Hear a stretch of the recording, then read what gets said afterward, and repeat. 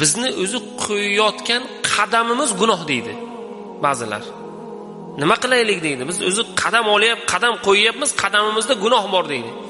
Birodar, e'tiqodni to'g'rilab oling. Aslida qo'yayotgan qadam emas, olayotgan nafasimizda savob bor. Nafaslar qadamlardan ko'ra ko'p. Aslida mu'min salom bersa, mana oddiy xohlagan bir odamga salom bersangiz, tanigan, tanimagan, umuman aloqasi bo'lmagan odamga salom bersangiz, savob olsangiz siz.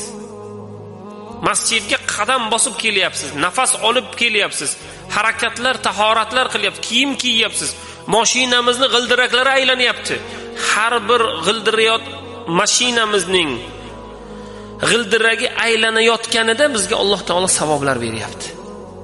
Har bir amalimizga savoblar beryapti. Aslida bizni Alloh taolo siylab savoblari ziyoda bo'lsin deb Alloh taolo bizni yaxshi ko'rib bizga shuncha imkoniyat bergan. Mana shuning uchun e'tiborli bo'ladigan narsalarimizdan negaki buni